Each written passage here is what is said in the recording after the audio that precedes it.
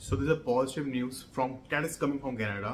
Means कि अगर आपके पास इस कंपनी का ऑफर लेटर है, एम्प्लॉयमेंट लेटर है, then there is no need of getting a LMI. In simple language देखो, कनाडा में जनवरी in the month of January 2024 से बहुत सारे रूल्स चेंज हुए हैं। That is true. चाहे वो स्पाउस के हो, विजिटर वीजा के रिगार्डिंग, टूरिस्ट वीजा के रिगार्डिंग, स्टडी परमिट के रिगार्डिंग, इवन वर्क परमिट के रिगार्डिंग, दैट मीन्स एलएमआई के रिगार्डिंग। Getting into the Canada it's quite difficult until unless if you are skill based और आपकी प्रोफाइल अच्छी है। दूसरी चीज, पीआर पाथवे का जो रिगार्डिंग है वो भी काफी रूल्स चेंज हुए हैं। देखिए, कनाडा की जो गवर्नमेंट थी और आईआरसीसी ने डिसाइड किया था 2024, 25 और 26 में 5 लाख ईच हम पीआर देंगे, लेकिन इन द ईयर ऑफ 2026 में हम 4,85,000 देंगे। लेकिन इस टारगेट को काफी डाउन कर दिया गया, 30% डाउन कर दिया गया by the IRCC, bye the Canadian government. So getting in the PR pathway it's quite difficult until and unless if you're in the healthcare industry, skill based industry, francophone category, that means French अगर आपको आती है तो ही possibility है, या अगर आपकी profile बहुत अच्छी है, आप सही प्रोविंस में हो, अच्छी जॉब पोजीशन में हो, आपका एनओसी कोड अच्छा है, आपकी एज कम है, तभी पॉसिबिलिटी है to get into the PR pathway. So that's a different scenario. अगर आपको एलएमआई के रिगार्डिंग कहो तो एलएमआई 3 तरह की होती है, low wage, high wage and medium wage. Low wage LMI already close हो चुकी है इन द 3 सितंबर इन द क्यूबेक प्रोविंस में, 26 सितंबर को बाकी प्रोविंस में। So getting into the low wage LMI, even if you have a pre approved LMI, आपका नाम भी चढ़ जाता है, इफ यू थिंक कि मेरा वर्क परमिट मुझे मिल जाएगा, I will give you 100% guarantee, not surety, आपको वर्क परमिट नहीं मिलेगा। अगर आप इवन आप फ्लैग पुलिंग भी करते हो, पॉसिबिलिटी नहीं है। You have only 2 options, either go into the medium wage, either go into the high wage. अभी गुड न्यूज ये है कि अगर आप इन 8 कंपनी में वर्क करते हो, that means if you work in this 8 companies, जो इसमें से 6 companies are hiring right now and 5 are based in Montreal, that is in Quebec province, 1 is in Toronto जो ओंटारियो प्रोविंस के अंदर है, एंड दो कंपनी ब्रिटिश कोलंबिया में है। अगर आप इन कंपनी में हायरिंग आपको ऑफर लेटर मिलता है या अगर आपको एम्प्लॉय लेटर मिलता है, you don't need any kind of LMI. आपको सीधा ऑफर लेटर, एम्प्लॉयमेंट लेटर की रिक्वायरमेंट है, and then you can file for the visa, and this companies are supported by the Canadian government. So आपको आराम से visa भी मिलेगा and आपके लिए पीआर पाथवे होगा, वो क्वाइट ईजी होगा।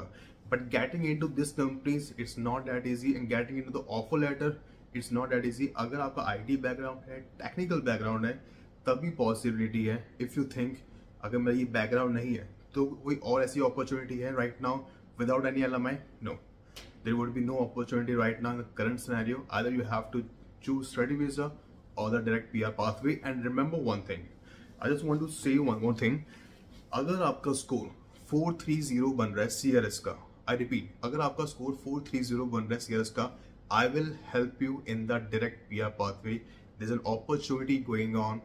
If you're scoring 430, चाहे आप सिंगल एप्लीकेंट लगाओ या अपने स्पाउस वीजा के साथ लगाओ, पूरी फैमिली लगाओ, दैट मीन्स अगर आपका स्कोर मिनिमम 430 बन रहा है, तब आपको डायरेक्ट पीआर मिल जाएगा विद इन 7 मंथ्स के अंदर।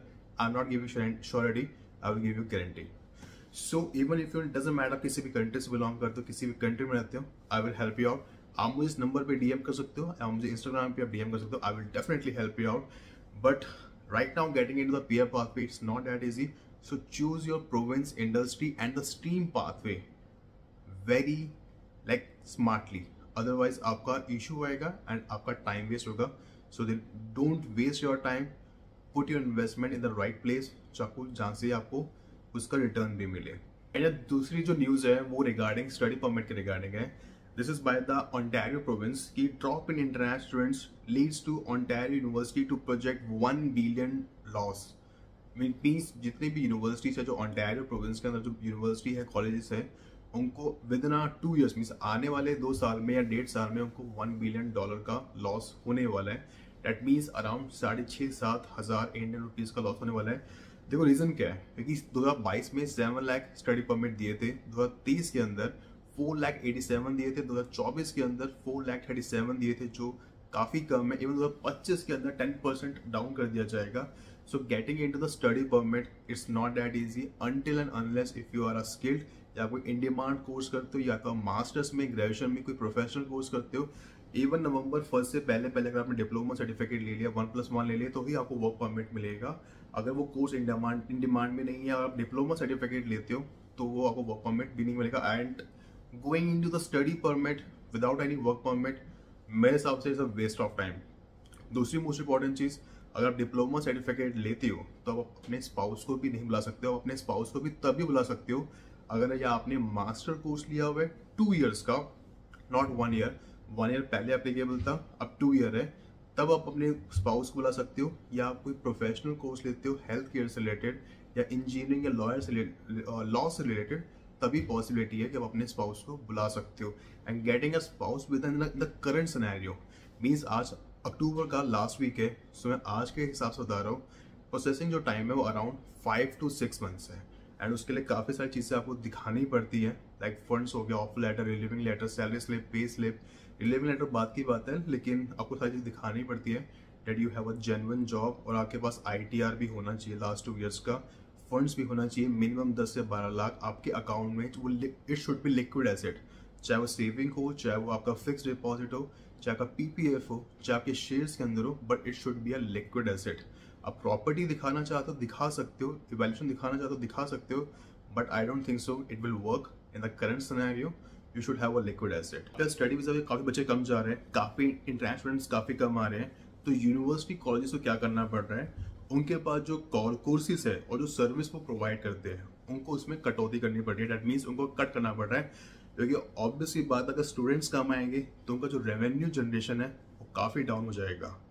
तो जब रेवेन्यू काफ़ी कम होगा तो जो डोमेस्टिक स्टूडेंट से 1/4 फीस लेते थे तो वो फीस उसकी बढ़ाएंगे। मीन्स जो डोमेस्टिक स्टूडेंट है, जो PR होल्डर है, कैनेडियन सिटीजन है, उनकी जो फीस है, मीन्स एजुकेशन फीस है यूनिवर्सिटी कॉलेजेस की, वो उनको इंक्रीज करनी पड़ेगी कि अपनी सारी अपना जो जितने भी एक्सपेंसेस है उसको वो कवर अप कर पाए। Even in the current scenario, खासकर कि maximum college university Ontario, Alberta and British Columbia में वो अपने स्टाफ को भी हटा रहे हैं, क्योंकि देखो यार, जो ऑब्वियस ये बात है, if you don't have a money, अगर आप रेवेन्यू जनरेट नहीं कर पा रहे तो अपने जो सर्विस प्रोवाइड कर रहे हो वो काफ़ी कम कर दोगे। आप जो कोर्स की सर्विस दे रहे हो वो भी काफ़ी आप कम कर दोगे। इवन उन्होंने प्रोग्राम्स में भी हटाना शुरू कर दिया है, काफ़ी प्रोग्राम्स को उन्होंने रिमूव कर दिया है। खासकर जो डिप्लोमा सर्टिफिकेट 1+1 कोर्सेज है, like human resource, international supply chain या मैनेजमेंट से रिलेटेड, जिसपे अभी नवंबर 1 के बाद आपको वर्क परमिट भी नहीं मिलेगा, तो उसमें कोई बच्चा जाना भी नहीं चाहेगा। वो नहीं जाना चाहेगा कि मैं अपने 18-20 लाख या 25 लाख पे करूँ जिसमें मुझे वर्क परमिट भी नहीं मिलने वाला। So this is the reason वो अपने स्टाफ को भी रिमूव कर रहे हैं, क्योंकि जब बच्चे ही नहीं होंगे तो पढ़ाओगे किसको, तो फिर स्टाफ की रिक्वायरमेंट भी नहीं होगी। सो मैं एक रियलिटी बताता हूँ। देखो, कनाडा की यूनिवर्सिटी कॉलेजेस ने, चाहे वो प्राइवेट हो पब्लिक हो, पैसा बहुत कमाया है, दैट्स ट्रू, ये बहुत रियलिटी है। इंटरनेशनल स्टूडेंट से डजंट मैटर किसी भी कंट्री से बिलोंग करते हैं, उन्होंने पैसा बहुत कमाया है। इवन $35 बिलियन की इंडस्ट्री है every year, so they earn a lot, but in the current scenario it's very hard for them to earn this much amount. और जिस हिसाब से उन्होंने इमिग्रेशन के हिसाब से स्टडी परमिट में उन्होंने काफ़ी रिस्ट्रिक्शन लगाई है, तो उनके लिए एक नेगेटिव पॉइंट है। Just because of some bad actors, bad players, जो स्पेशली प्राइवेट कॉलेजेस है, उनको मैं ब्लेम करना चाहूँगा, because they are the one, वो हर बच्चे को एडमिशन दे देते हैं, हर बच्चे को स्टडी वीज़ा दे देते हैं, एंड अभी तो वो लेजिटिमेट भी नहीं है। अगर आप उसमें जाते भी हो, you will not get a work permit. उनके वजह से जितने भी पब्लिक कॉलेज, पब्लिक यूनिवर्सिटी, जो टॉप क्लास यूनिवर्सिटी, जो अच्छी एजुकेशन प्रोवाइड करती है, उनको भी सफ़र करना पड़ रहा है। सो उनका एक ही चीज़ है, जो यूनिवर्सिटी की यूनियंस है, जो यूनिवर्सिटी की जो चांसलर्स है, जो हेड है, वो यही कह रहे हैं ऑन्टारियो प्रोविंस की गवर्नमेंट से कि उनकी वजह से सारी यूनिवर्सिटी, सारे कॉलेज को सफ़र करना पड़ रहा है। अगर आपको कुछ पॉलिसीज में चेंज करना भी है तो आप उनको बैन करो, ऐसी यूनिवर्सिटी, ऐसे कॉलेज को बैन करो, जो बैड एक्टर्स को बैन करो, स्पेशली प्राइवेट कॉलेजेस को, जिनकी वजह से इतनी सारी पॉलिसीज में खराबी आई है और इतने सारे इंटरनेशनल स्टूडेंट्स आए हैं। इवन ये रियलिटी है, अगर आप प्राइवेट कॉलेज में भी जाओगे ना, आउट ऑफ 100 10% स्टूडेंट्स को बेसिक इंग्लिश भी नहीं आती, and they are still getting the study visa. So this is the scenario, and that's why from last 3 years more than 10 million immigrants आए हैं, including refugee, study permit, LMI, study work permit, हर overall मिला के बता रहा हूँ मैं आपको। तो at the end, if you plan to go to Canada, just make sure you should have a good, you should take a admission in the good university or college, and it should be the public one. Choose the right province. आपका जो past experience है, means अपनी home country के अंदर, वो आपका अच्छा होना चाहिए। आपका CLS को इतना अच्छा बने कि एटलीस्ट अगर आप वहाँ पे पॉइंट्स गेन करते हो इन टर्म्स ऑफ एजुकेशन और एक्सपीरियंस में, चाहे CEC का एक्सपीरियंस हो, वो आपके लिए हेल्पफुल रहे इन terms of getting into the PR pathway. Otherwise अगर आप +2 के बाद जाते हो, मेरे हिसाब से in the current scenario you don't have to come to Canada after +2। At least graduation करो, उसके बाद जाओ, तभी पॉसिबिलिटी है to get into the PR pathway. और ऐसा कोर्स चूज करो जो इन डिमांड में हो, जो आपको हेल्प भी करे in terms of PR and learn skills before moving to Canada. Otherwise बैठे रह जाओगे, नहीं अपॉर्चुनिटी मिलेगी, नहीं पार्ट टाइम नहीं full time, and you will feel कि मैंने इतनी इन्वेस्टमेंट करी और मुझे उसका जो रिजल्ट मिल रहा है वो जीरो मिल रहा है। सो वीडियो में पेंड करते हो, तब तक goodbye, have a great day, and if you have any question regarding anything just let me in the comment section और DM me on the Instagram. I will definitely help you out. तब तक के लिए good bye, take care.